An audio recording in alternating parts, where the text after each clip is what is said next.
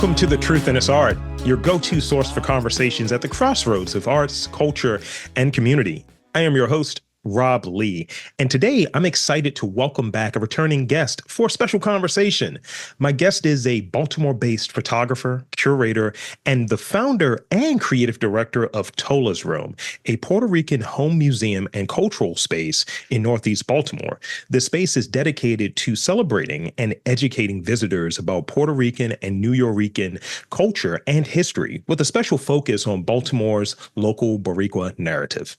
Welcome back, Christina Delgado. Thank you. Thanks so much for having me back again.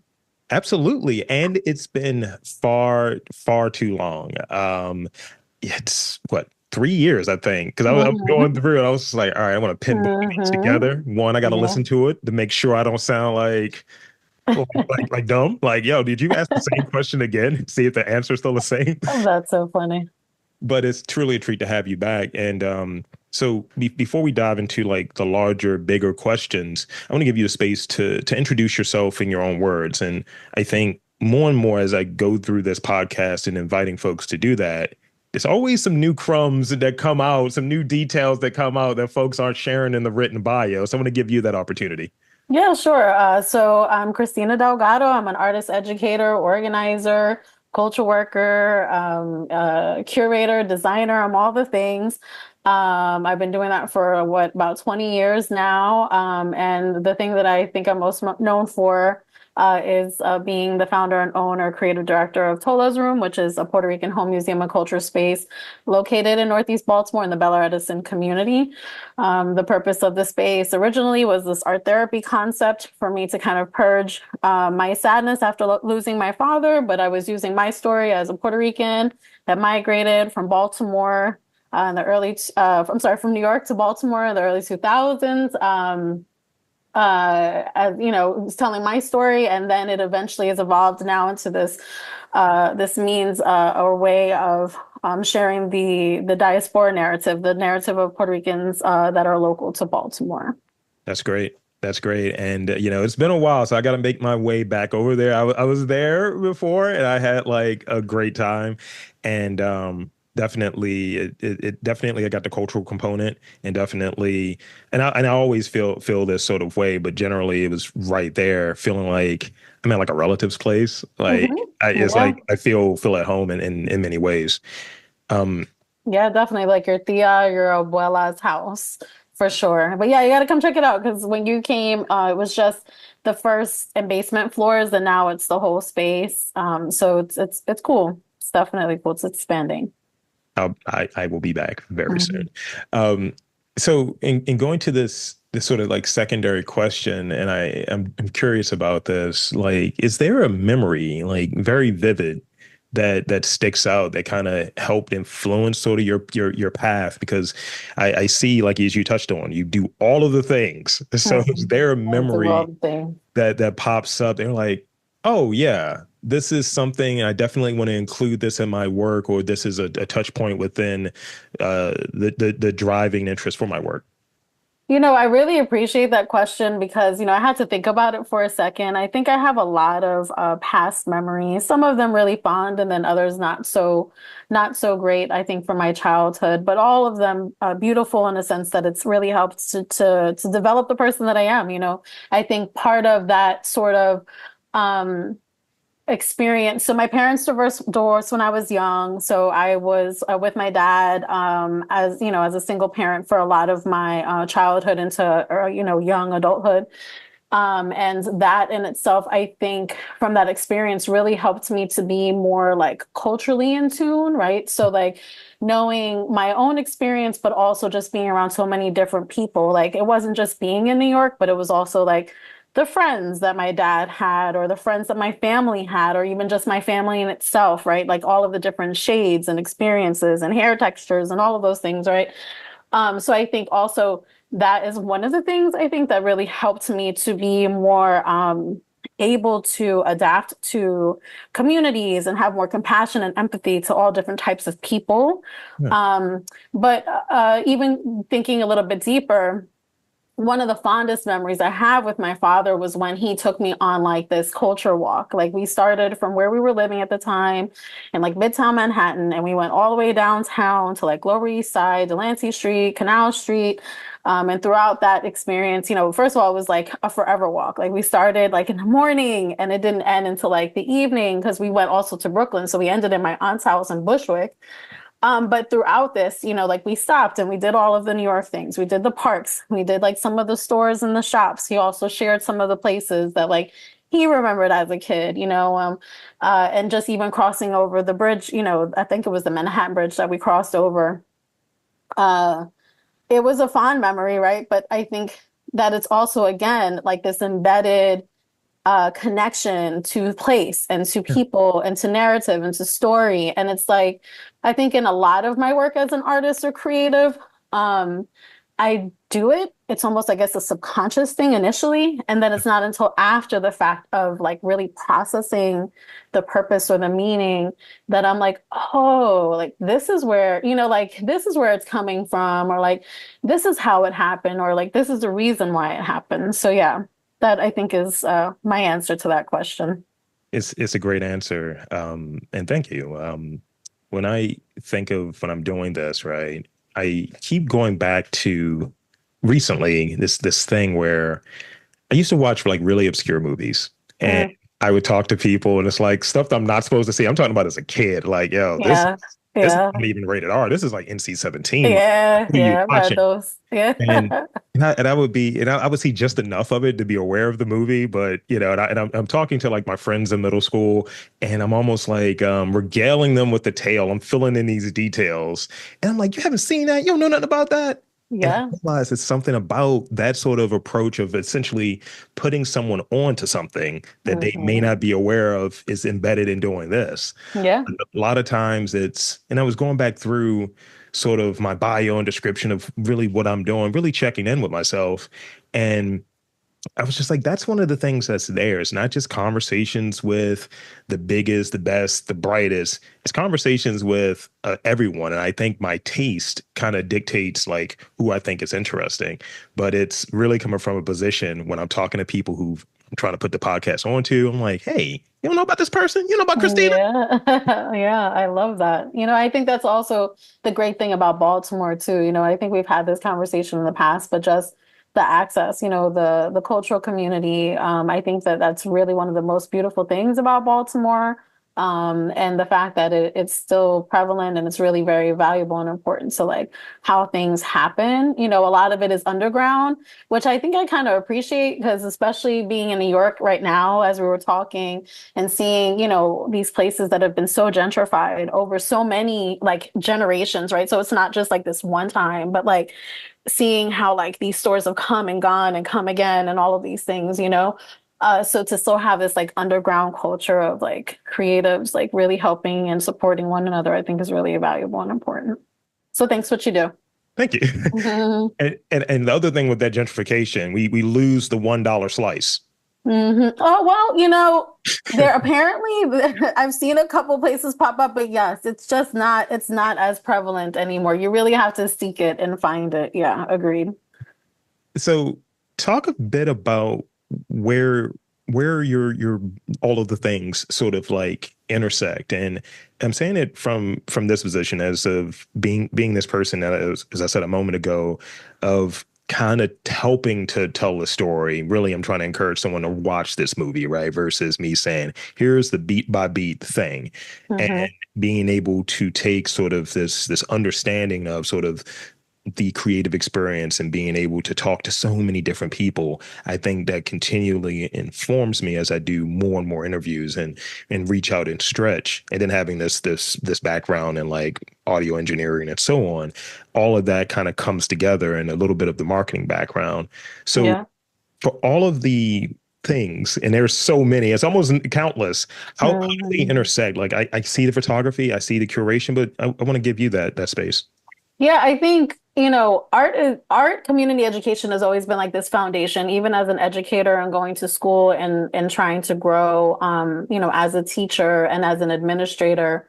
That was always kind of my philosophy. And then it was just all of these things that always fell along that same path where, because, let's say, for example, as an organizer, I understood the education system, so I could talk to a community partner, stakeholder, like a teacher or a principal, or even to know that the best way to get to a school is not through the principal, it's through a teacher, right? Like, so that this way you're actually getting in, really getting access to like all of the information.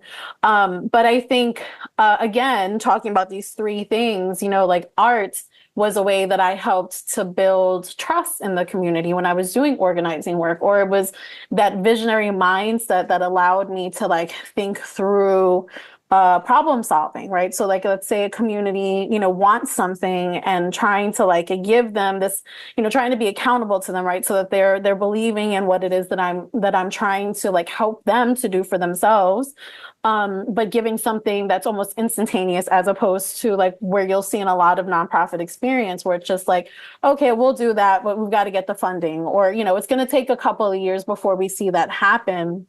So again, using art as this way of like being creative. So like if I survey the community, they say that they want to have, books as part of their like community space, then, talking to either like, partners to like bring books, or talking to the library to have like their library pop up, be accessible in this space, that sort of thing.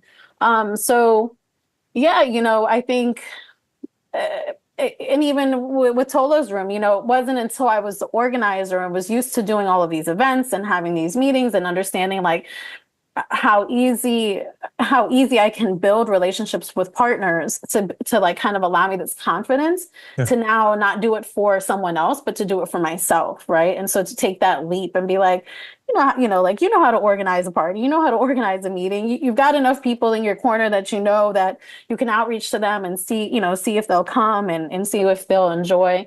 So I think that's how it all intersects. I don't know if I fully answered the question, but I think it just kind of layers, and doing the things. It's funny because a lot of times I'll jokingly say like, oh, if only I knew I was going to do this when I was, 23 years old, right?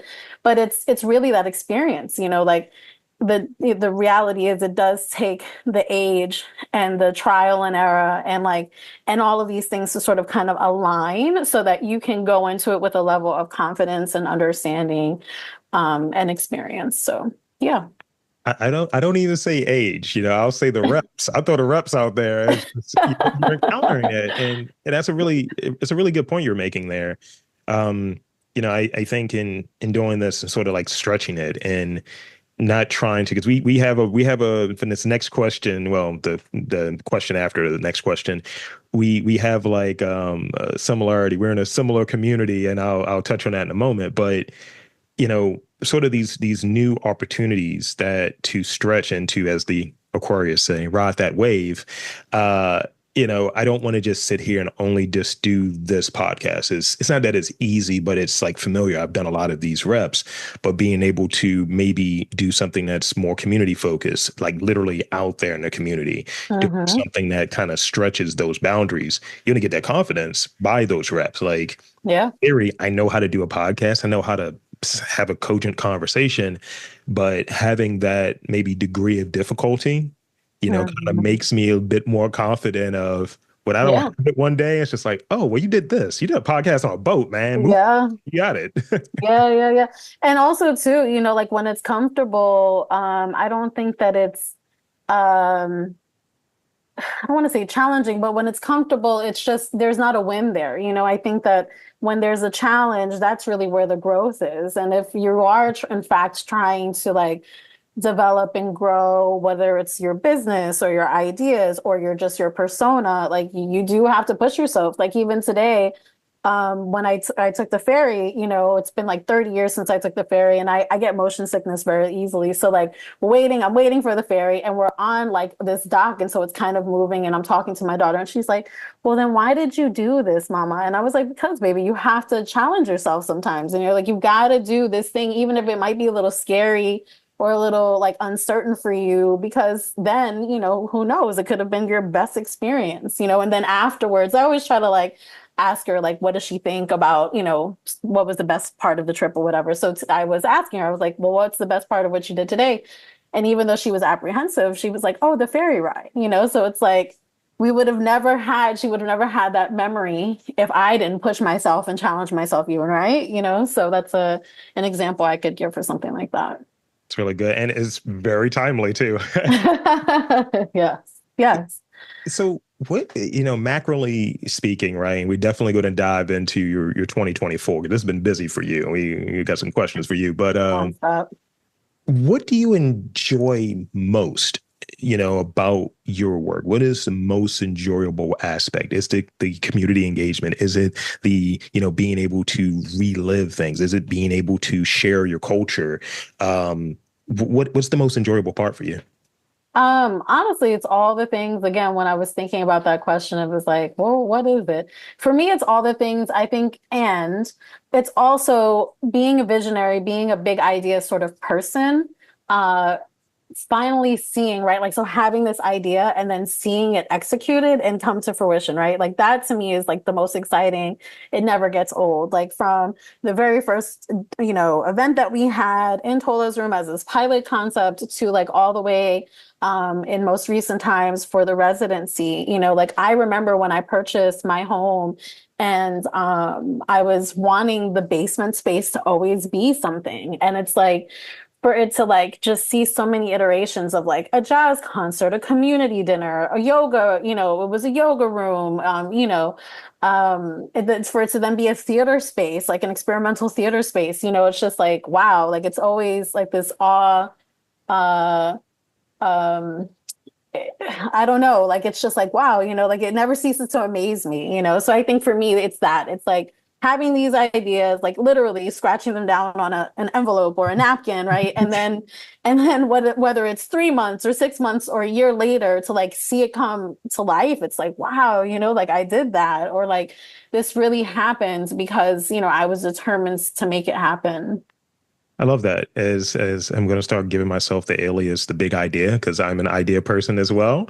Uh, Yeah. and definitely I keep those notepads. I'll have like the ugly books. That's a sponsor. I'll have Uh, ugly books or some notepad on hand, and I'm jotting down ideas. And in fact, we're getting this right here in this current season, but I was going to reach out to you for that next season because the next season of the podcast is the Run It Back season.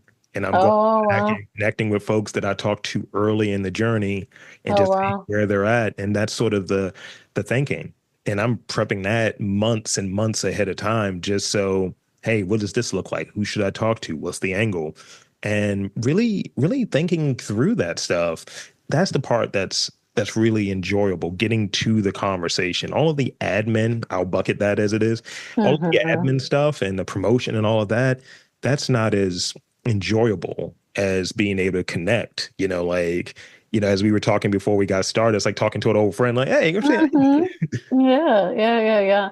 Absolutely. And I mean, even for me, like, yeah, true, the admin kind of sucks. And it is really invaluable, important to like to go through those logistics, as because even with going through all of that, there is something that you're gonna still forget, you know what I mean? And so like to not be a person that doesn't do that and then try to have something, it just won't flow the same way, So it's like, yeah, to be an expert in that way, there's definitely a lot of planning. You're constantly living in almost a year later. It's like your calendar's in to 2025, almost 2026 at some point, So like, yeah, definitely.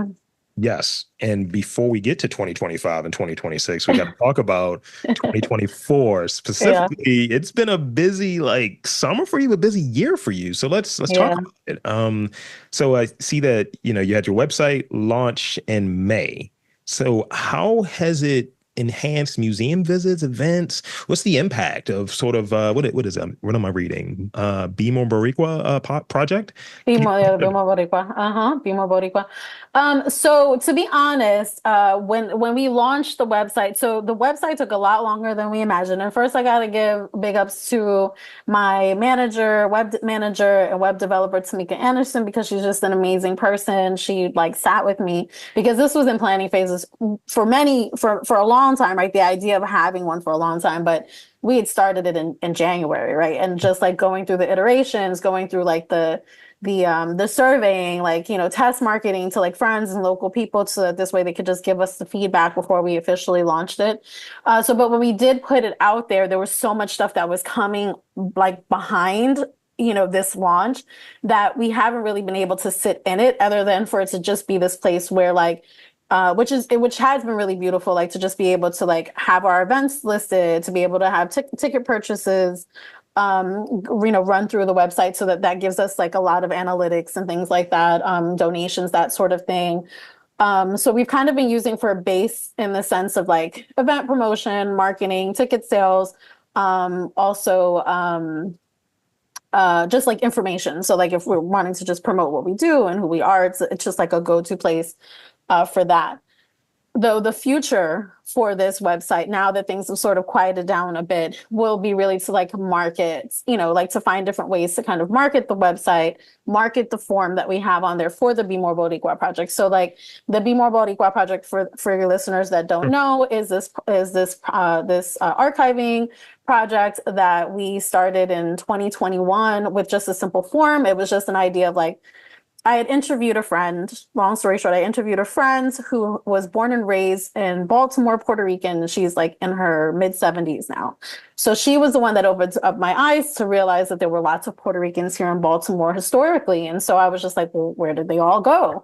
And so, after using my story, it was like, no, now I want to know these other stories, but trying to find that research was really hard. So like going into the archives with no like names of people because of how we were recorded incorrectly. As you know, like people of color are never recorded correctly by race, by names. And so really what we're doing is using like this current narrative to give us bits and pieces of information to then dig into the archive databases so that we can further along the research, if that makes sense. I don't know if I'm making sense. So You don't. we have a form on our website where people that are of Puerto Rican descent, local to Baltimore, can fill out to just give us some preliminary information. And then we're hopeful that they would want to be contacted again. And then we'll have like more of a recorded information. But we're also using it as an opportunity to collect artworks from local Puerto Ricans as this archive process, oral stories. And we actually were recently funded through in partnership with May Santiago, who is a film creator and documentarian local to Baltimore, through the Grit Fund, to actually start our to document a film, to create our documentary film on this process. So really excited about that. But that's basically what the Be More Boricua project is. And to answer your question and to close full circle, the idea is to use this website to help launch that, for it to be this constant source of information to keep up with the things that we're doing.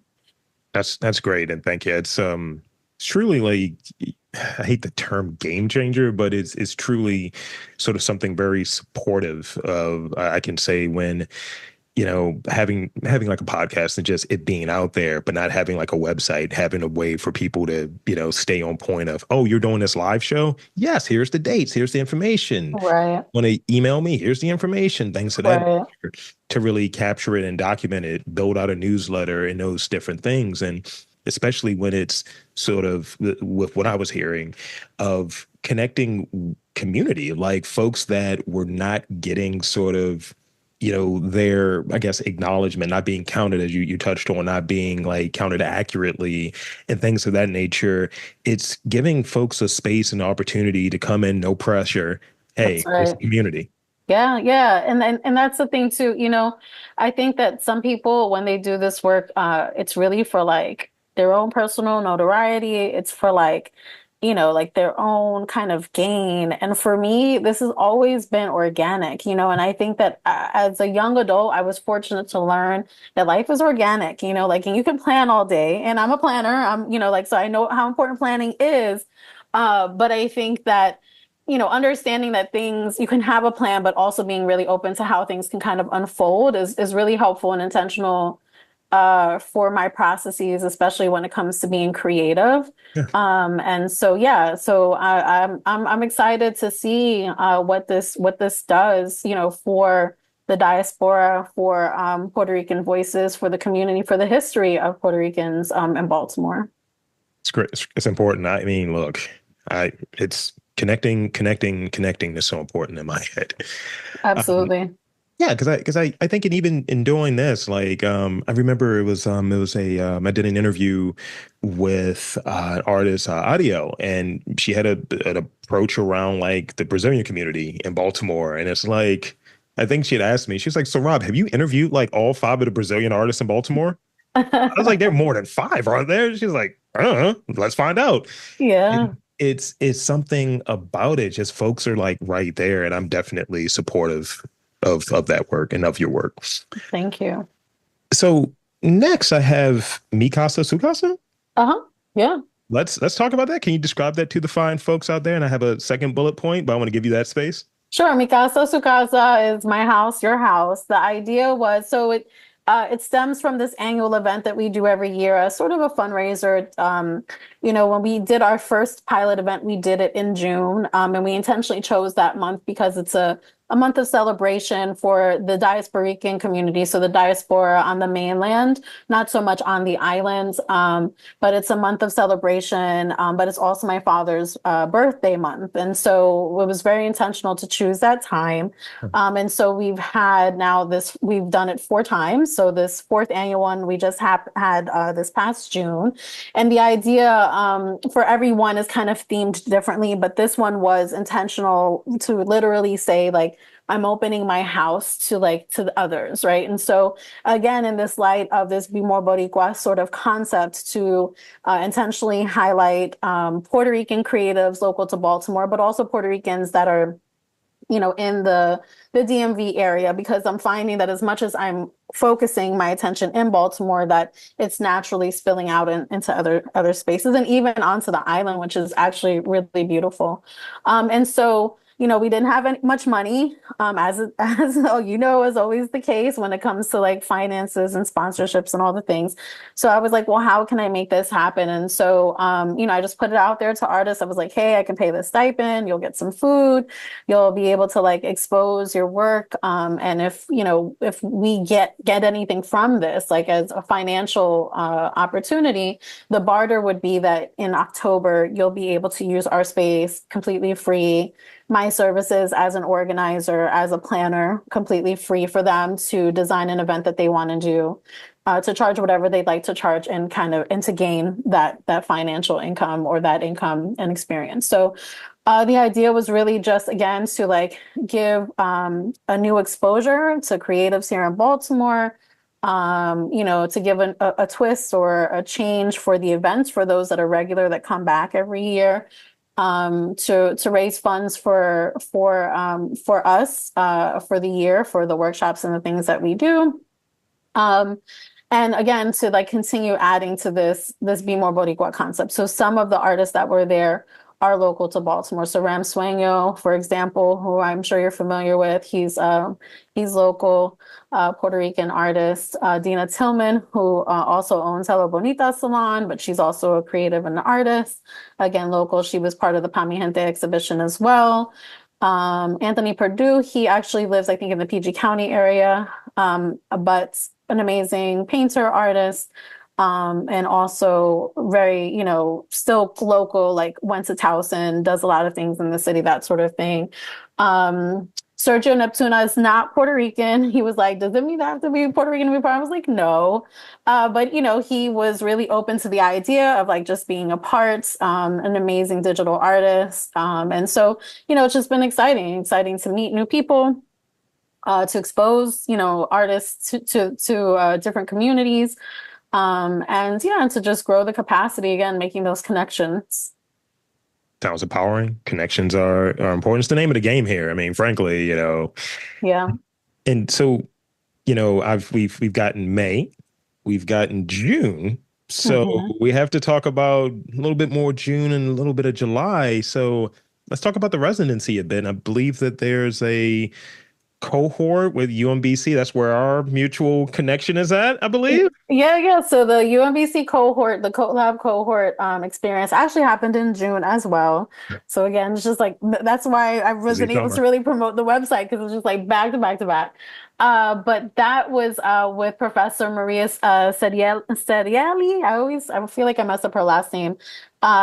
She is Latina, like women studies, like activist, works at UMBC, knew that this thing was coming up, had already seen and experienced Tola's Room and was like, hey, would you like to be a part of this thing? And so we were just like brainstorming for a good minute about what we wanted to do.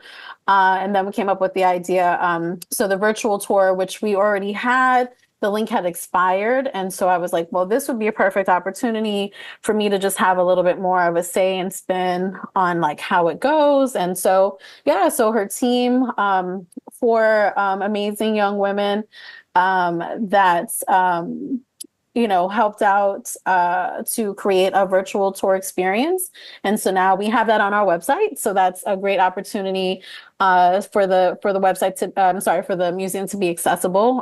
One of the things that kind of hurts my heart that I can't change right away is making the museum accessible to folks that, wheelchair accessible or just really hard for them to go up and down steps.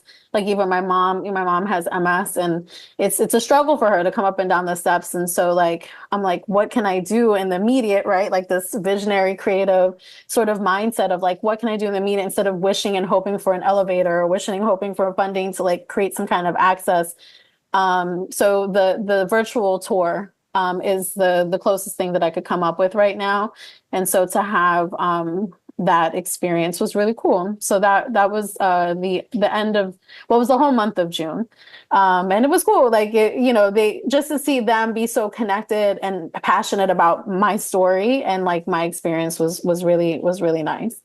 And then July, the residency, that was a whirlwind. So two artists, Anna and Maria, who are actually local to Puerto Rico. But Anna has lived in Baltimore for a very long time. They were part of the Pa Mi Gente exhibition. And when they visited during that time, I was just telling them, I was like, I'm interested in piloting this residency concept. Not sure when it's going to happen because again, funding is always, this question. And then it came up. They actually came to me. They were like, "Hey, like, are you down to like try this?" And I'm like, "Are you serious? Like, do you really want to do this?" And they're like, "Yeah." And I was like, "All right." So, just fast pedaled and sat down, met with them a few times, and then actually was really fortunate to have Maggie Viagas, who was her business now, The Conjure, but offering a lot of operational support to really help me think through like a lot of the forms and the streamlining and that sort of thing to really help it be more of a success. Yeah. Yeah, and it was great. They did two DJ sets, so they did one at the Compound, one at Royal Blue. They offered some community workshops, but the attendance wasn't that great for the workshops. But they also, in the space, really worked on their music, really worked on their theater, really worked on their photography, because they themselves were creating like a film concept. So they were doing a lot of stuff within the house, but also within Baltimore.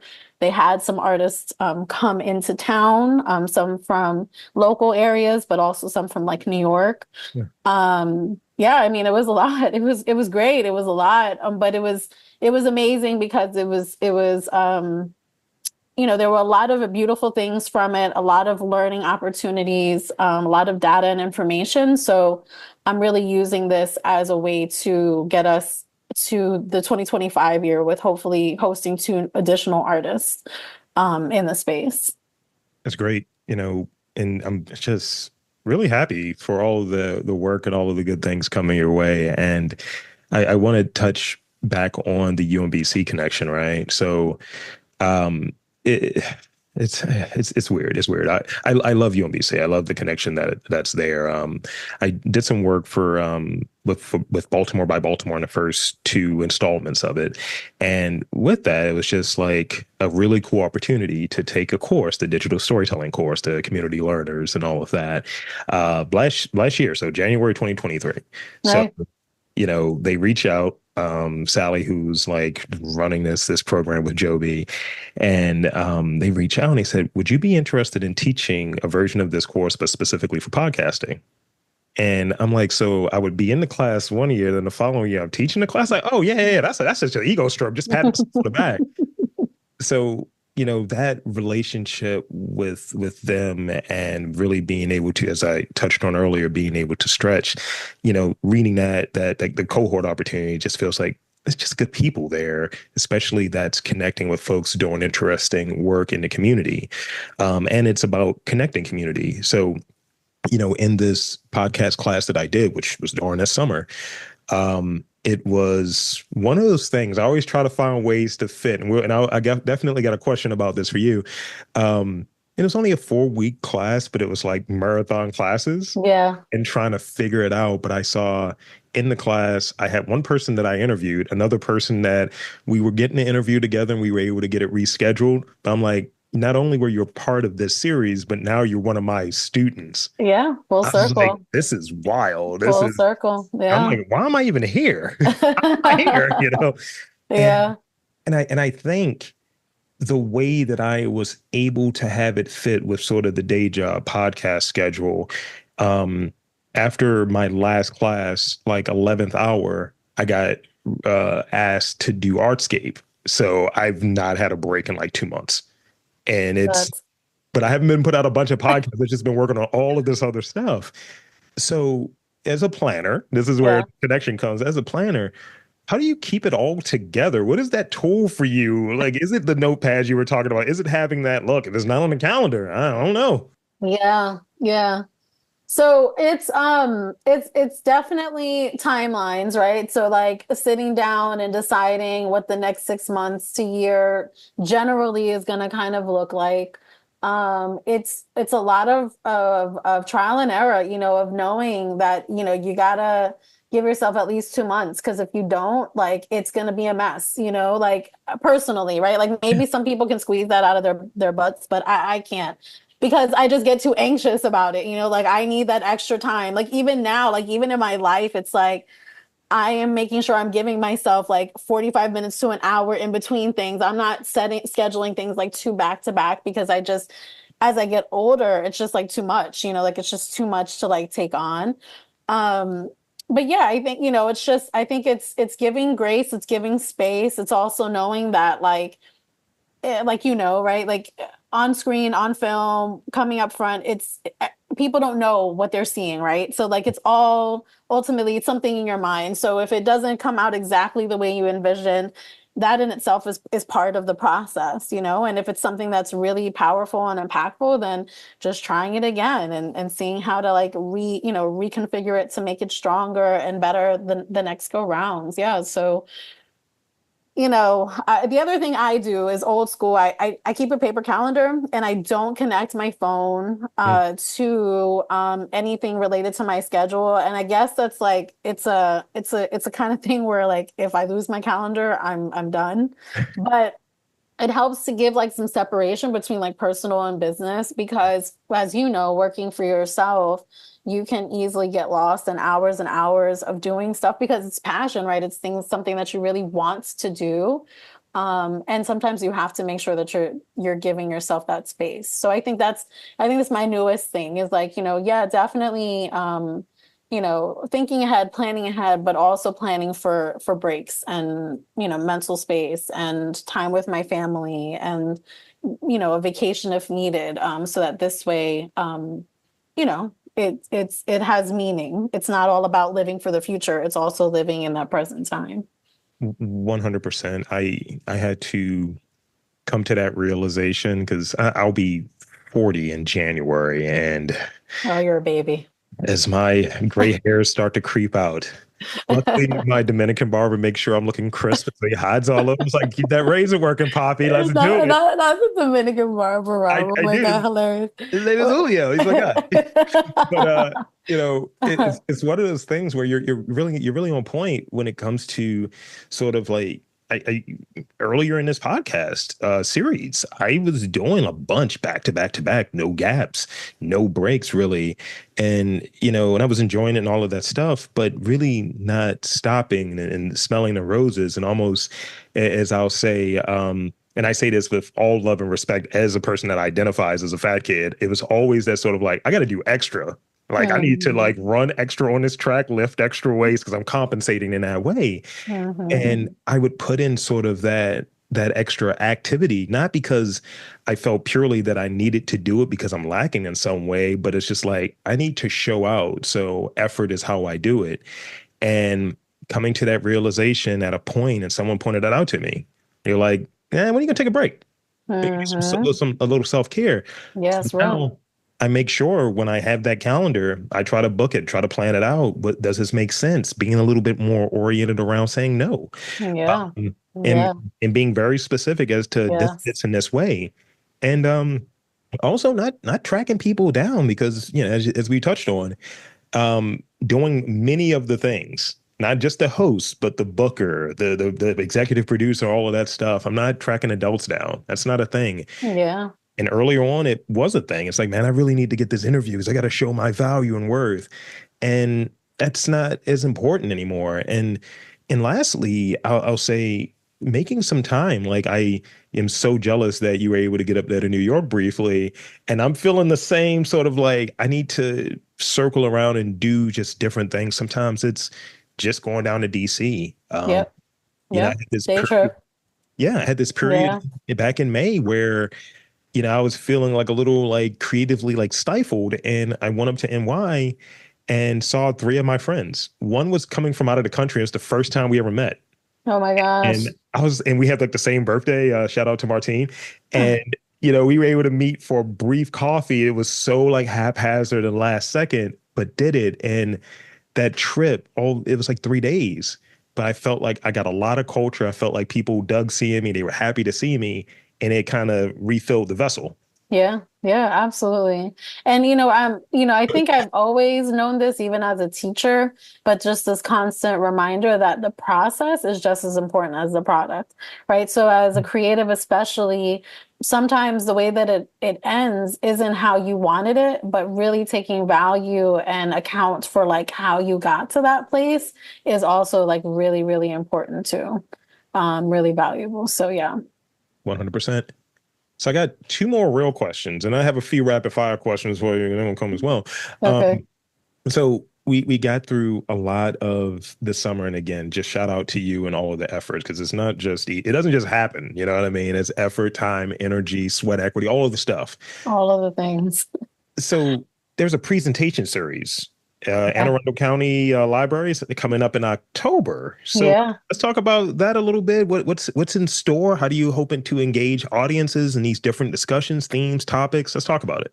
Yeah, they actually reached out to me. At a time I was working in South Baltimore for a nonprofit, and again, just in partnership and building, met some of the people at the library system there, and they reached out to me. They really thought what I was doing for Tolas Room was an important aspect that they wanted to highlight and share. And so they just asked me to kind of do like a speaking series, but to have some sort of interaction in that process. So I'm still thinking through exactly what that's going to look like, but I think as I've done in the past, definitely bring some elements from the museum, like some of the books. The library that we have there is pretty extensive and it's pretty valuable from a cultural, historical sense. Some like music elements, definitely some interactive piece, possibly even a friend of mine, Annette Ortiz. She's a artist, a historian, and scientist. She works at the Walters. She created this Taino stamp activity. She actually did a workshop at this space in I think it was March. And might even ask to borrow her stamp kit and use that there too, as a way to like talk about some of the Taino history, but also an interaction. So yeah, just a way again, another way, another avenue of like promoting the work that we do in other parts of Maryland, getting recognition for the work that we do. And just getting people excited, like getting them excited about the culture. If in fact they're Puerto Rican, gaining their information to be a part of the narrative and the story that we're trying to tell. So yeah, that's what it's about. Love it. Yeah, And so here's the last one. sure. Last question here. So, again, going back to the planning theme here, because, like I said, I'm working on my production for next season. Um, so for you, and that 6 months from now, right? What are you looking forward to? What do you have kind of like, all right, what do you have on the hopper? What's like on the boil, if you will? What are you super Mhm. excited for going into, you know, next year, going into 2025? Yeah, so I mean, to close out this year, what I'm really excited for is we received the Free Fall Baltimore funding. So and we're going to be doing a Vejigante mask workshop with that funding. I'm very excited about that. That culturally is so valuable and important to Puerto Rico, to Puerto Rican history. And so to be able to offer that for the first time here in Baltimore is very exciting for us. We're actually also going to be doing a small exhibition around the work so far or thus far that we've collected through the Be More Boricua projects, because a lot of people have been asking about that. And so last year was the Pa Mi Gente exhibition, kind of like this like sort of opening taste of that. But we're hoping to have something small as an opening to kind of give people sort of that premise of what we've been doing for the past 2 years. And then the film is really important. So building on the capacity for that to see where that lands next year. And then with the hopes of getting some additional funding, really being able to host two additional Puerto Rican artists in our space. The residency is a month long. The artists are paid a stipend. The idea is for them to be a part of like community, some sort of community representation, but also making their mark on the museum. So again, really growing the space outside of my narrative, but like allowing it to be this space where other creative people can now make it a part of their history and their narrative. Love it. Community, bigger and better things. Well, bigger things, not even better because it's all going very well. So shout out to you. Well, thank you. Thank you so much. Hey guys, Rob Lee here. And before we get back to this conversation, especially the rapid fire portion, I want to remind you to leave a review for this podcast on your favorite podcast platform. 5 stars will be great, but anything you feel that this podcast deserves, definitely leave us a review on your favorite podcast platform. Now, back to the show. All right. Now, all of the cool stuff, all of the professional Rob is gone. I'm going to take this fake tie off and go into my rapid fire questions because they tend to get weird, or goofy, more goofy than weird. Okay. So here's the first one. And you've been on here before, so you know how this goes. Yeah. What what does home mean to you?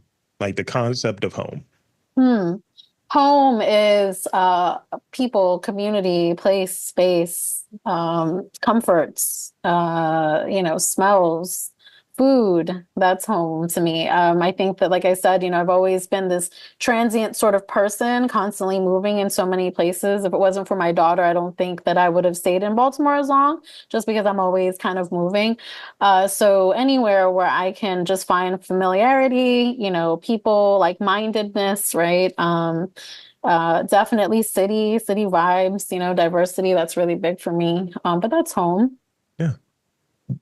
Favorite song. Oh, that is so hard. I know, and the question was walk. I'm a big baseball fan, right? So I was like, Uh, what's your walk up song? And I have like 4 of them, but it's not just one song. So I know how hard it is, right? yeah, yeah, yeah. Okay, let me look. Let me look at my Spotify because what the artists that were here, amazing people. They're just such amazing creative people, but they know music. They're so young and they know music so well. And house music, I think I've shared this with you, Mhm. is my favorites. Cool. So Earth is a Place is probably one of my favorite songs right now. Love Dancing is another one of my favorite songs right now. And those are all like kind of older, sort of like clubhouse music songs.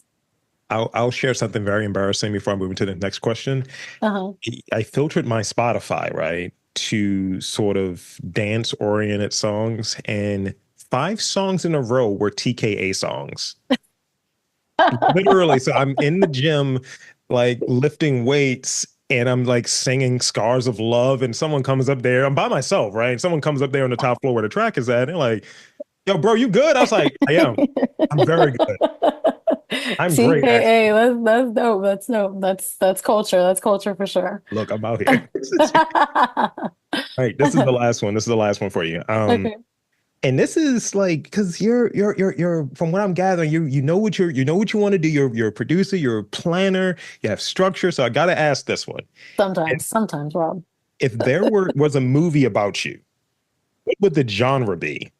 So my favorite genre, and it's so embarrassing to say, is like rom-com. Because I'm just like a cheesy TV, but it would be like documentary. It would be like documentary with a little bit of like dramedy. I don't know, like it would, because there has to be an element of like laughter, because my life is sometimes like it's ironic in so many ways, you know. So there has to be like this not serious element to it, Yeah. but there has to be like a level of truth, but then some sappiness to it. So I don't know. I don't know if I fully answered the question, but I think that would be my genre. It'd be like three meshed in one. No, I'm here for it. It's unique. It sounds about right. I get the dramedy thing. I get the doc. I get it. It makes sense. Yeah. Yeah. Mine's an action comedy. I'm just trying to find Okay. ways to I feel that. get into like podcast fights. It's like getting into arguments with other podcasters, just throw a microphone at each other. It'd be great. No, Be great. yeah, I like that. I can't wait to listen to see that in at the Parkway. Look, I'm gonna play myself in it. It's gonna be great. It's gonna be great. That's the only reason I lost this weight. So with that, I want to give you again your snaps, your kudos for all of the great work that you're doing, and Thank you. Same. thank you. And I want to thank you for coming on and spending some time with me. And I want to give you the opportunity to tell the fine folks where to check you out, Tola's Room, all of the details, website, of course. The floor Yeah. is yours. Yeah, thank you. So yeah, Tolas Room on Instagram and Facebook. We have a link tree. If you just Google us, you'll be able to find it almost immediately. And then of course our website, which is tolasroom.com. Definitely check us out, share, and if you know of any investors or millionaires, single men, you know, put it out there, please. That's great. And there you have it, folks. I want to again thank Christina Delgado from Tola's Room for coming on and spending some time and coming back on the podcast. And I'm Rob Lee, saying that there is art, culture, and community in and around your neck of the woods. You've just got to look for it.